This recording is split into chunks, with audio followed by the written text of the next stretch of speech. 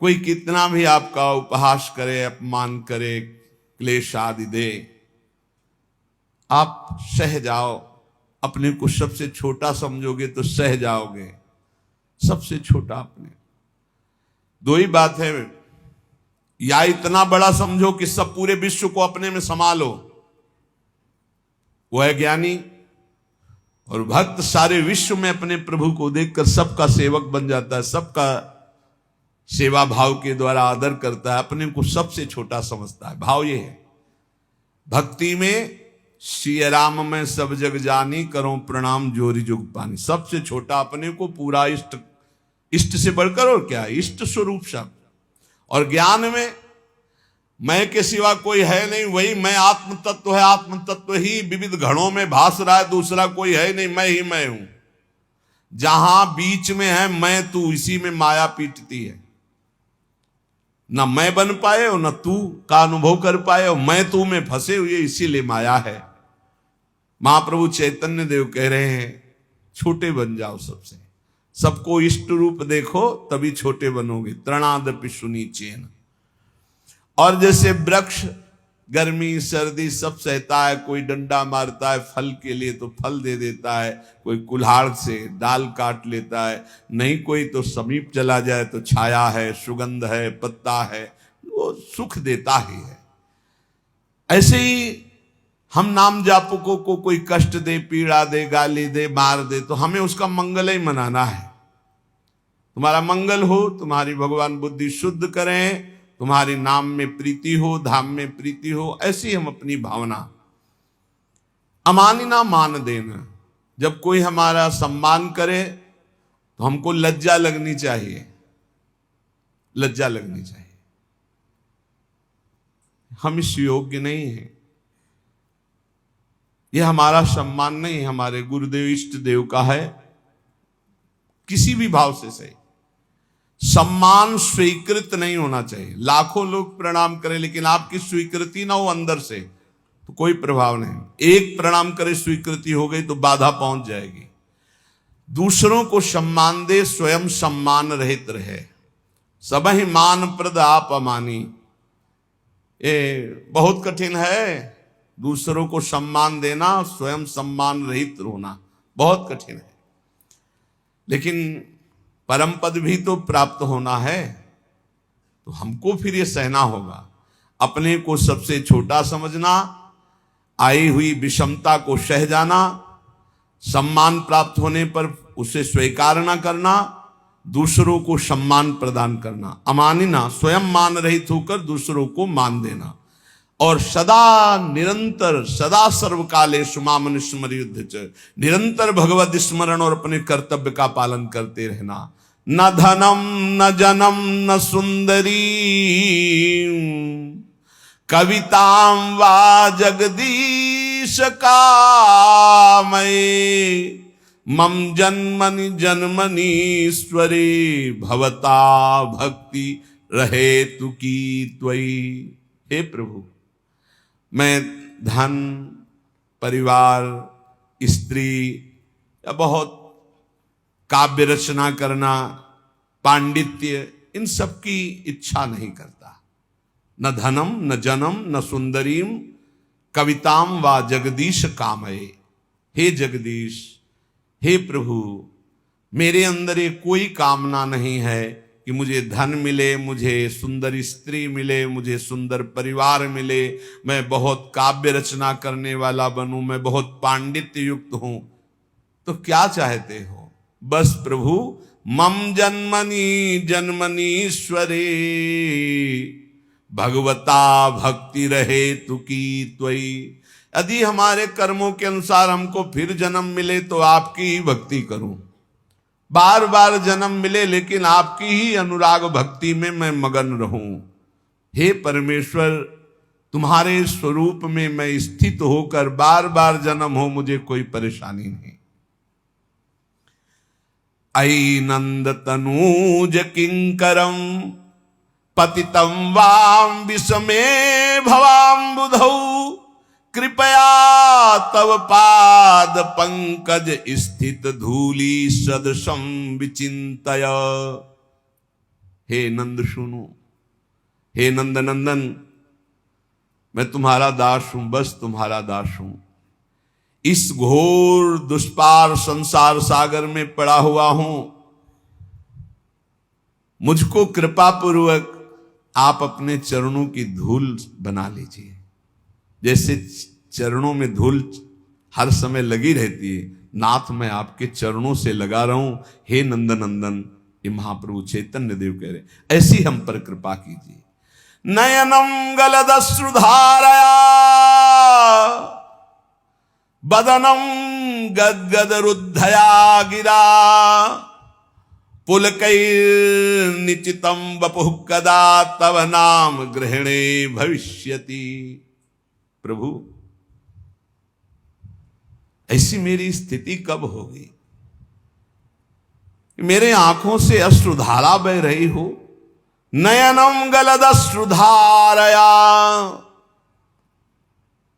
मेरा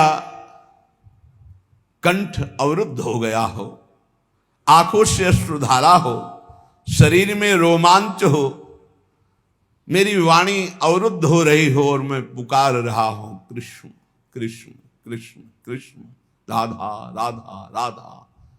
बस यही जीवन की परम स्थिति है। स्वाभाविक ऐसी स्थिति हो कि भगवान नाम लेते हुए रुदन हो रहा हो, अश्रुधारा चल रही हो, रोमांच है, पुलकित है, कंठ अवरुद्ध है, और उस समय भगवदाकार वृत्ति, ये सतरति सतरति सालोकांतार। नयनम गलदश्रुधारया वदनम गदगद रुद्धया गिरा पुलकैर्निचितं वपुः कदा तव नाम गृहणे भविष्यति। आपका नाम उच्चारण करते ऐसी स्थिति हो जाए, आंखों से अश्रु बहने लगे, कंठ अवरुद्ध हो जाए, शरीर रोमांचित हो जाए, पुलकित हो गया, ये परमानंद की बाढ़ आ जाए, आ जाएगी। जैसा कह रहे हैं वैसे नाम जप करो। अपने को सबसे नीच समझकर, सब कुछ सहते हुए, दूसरों को मान देते हुए, किंचन मात्र सम्मान की इच्छा न रखते हुए स्थिति आ जाएगी। युगायितम निमेषेण चक्षुषा प्रावृषायितम शून्यायितम जगत सर्वम गोविंद विरहेण में। महाप्रभु चैतन्य देव कह रहे, युगायितम निमेषेण, निमिष कहते पलक झपकने को, पलक झपकने के समय को कह रहे हैं कि मेरा एक एक निमेष युग युग के समान व्यतीत हो रहा है। हे गोविंद, आपके विरह में मेरी क्या दशा हो रही है। पलक झपकने के समय को निमेष कहते, एक एक निमेष युग युग के समान हो रहा है। युगायितम निमेषेण चक्षुषा प्रावृषायितम, नेत्र जैसे वर्षा की धारा में निरंतर जल गिर रहा है, ऐसे अश्रु वर्षा हो रही, दो चार बूंद निकलना नहीं, अश्रु वर्षा हो रही। शून्यायितम जगत सर्वम, प्रभु आपके बिना संपूर्ण संसार शून्य नजर आ रहा है।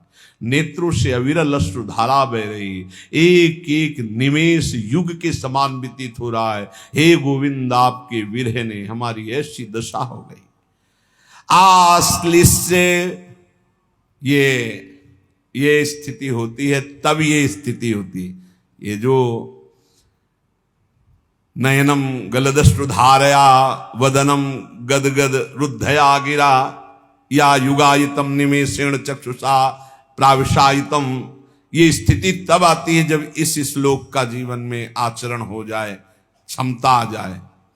आश्लिष्य वा पादरतां पिनष्टुमा मदर्शनान् मर्महतां करोतु वा यथा तथा वा विदधातु लंपटो मत प्राणनाथस्तु सएव नापरा। ओहो, यही चाहिए। मैं आपकी हूं, आपकी हूं, बस आपकी चरण सेवा के सिवा मेरा कोई उद्देश्य नहीं, कोई और नहीं। अब आप गले से लगा लो या लात मार के पैरों से रौंद करके निकल जाओ। आश्लिष्य व पादरताम पिनष्टुमा मदर्शनम नान्मर्हताम करोतुवा। रौंद डालो, गले लगा लो कि आप मुझे अपना मान करके या आप मुझे तिरस्कार करके रौंदते हुए निकल जाओ। आप करुणा करके आ जाओ, दर्शन दे दो कि मेरे लिए रो रही हैं, या मरमाहत करने वाली बातें कह के निकल जाओ। आप तो स्वतंत्र हो, जैसा चाहो वैसा करो, पर मेरी बात सुन लो। मेरे तो प्राणनाथ आप ही हो और आप ही रहोगे, दूसरा कोई नहीं। चाहे दर्शन देओ या न देओ, चाहे गले लगाओ, चाहे पैरों से रौंद दो, चाहे प्यार भरी बात करो, चाहे कटु वचन बोलो, मेरे तो प्राणनाथ आप हो, आप ही रहोगे। अब ये आपके व्यवहार से मुझे कोई लेना देना नहीं। या आप मुझे प्यार करो तो आप मेरे प्राणनाथ, आप मुझे तिरस्कार करो तो मैं आपसे द्वेष नहीं। आपके सिवा मेरा कोई नहीं। श्रुतमप्योपनिषदम दूरे हरि कथामृतात् यन्न शन्ति द्रवच्चित्त कंपाश्रुपुलकादयः। इसीलिए मैं उपनिषद नहीं सुनता, क्योंकि उपनिषद की कथा सुनने वालों के कभी आंसू नहीं आए, कभी हृदय द्रवित नहीं हुआ। लेकिन कृष्ण कथा सुनने वाले कभी बचे नहीं, इनको रोना ही पड़ा और इनका हृदय द्रवित हुआ। इसीलिए मैं कहता हूं कि श्री कृष्ण कथा सुनो, जिससे हृदय द्रवित होकर के अश्रु प्रवाह होने लगे। चैतन्य देव जी कह रहे हैं।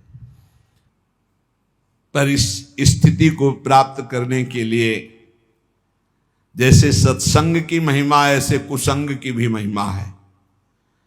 अगर सत्संग भी करोगे और कुसंग भी करोगे तो हो सकता है कुसंग जोरदार हो जाए, क्योंकि बहुत जन्मों से कुसंग ही होता रहा है।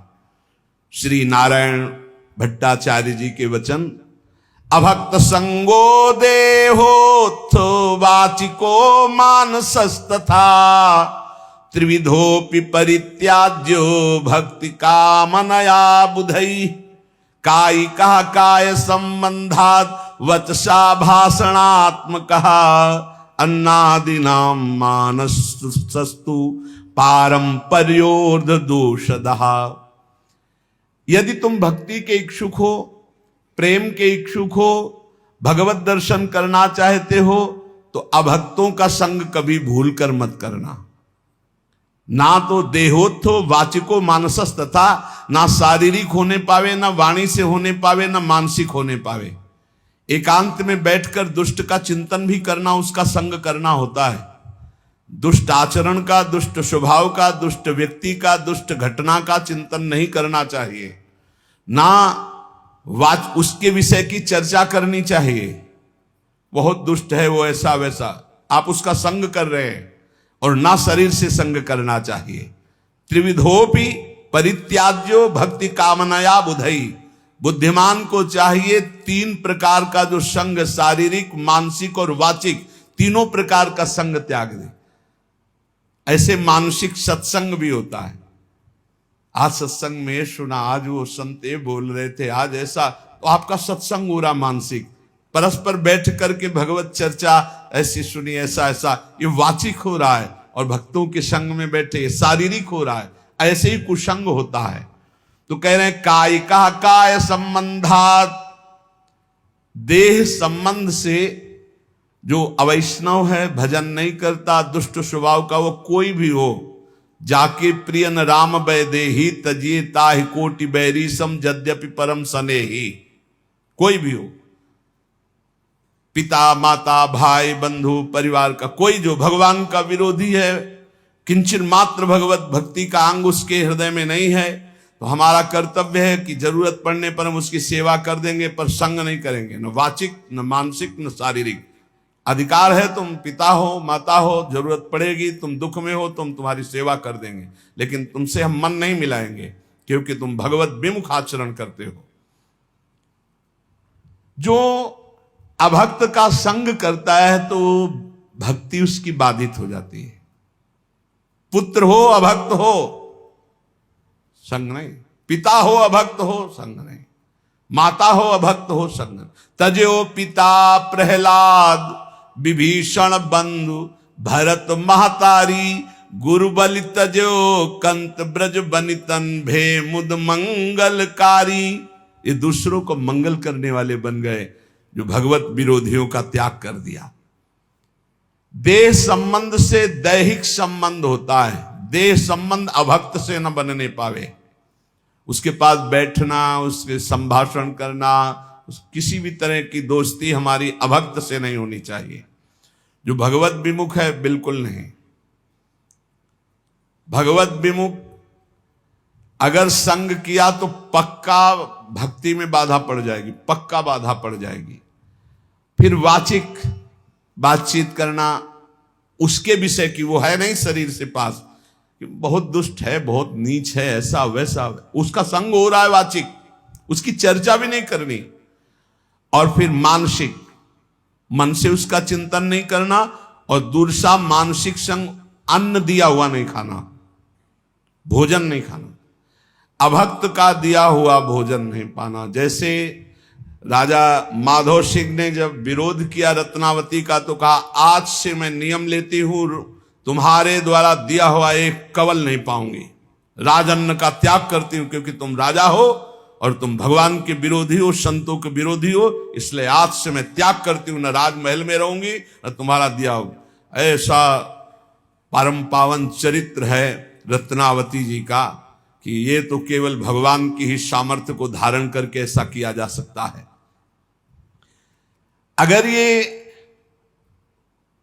निर्वाह न कर पाए और शरीर से अभक्त का संग हो गया या वाचिक या अन्न आदि का, तो आपके भजन में फर्क पड़ जाएगा, आपकी भक्ति बाधित हो जाएगी।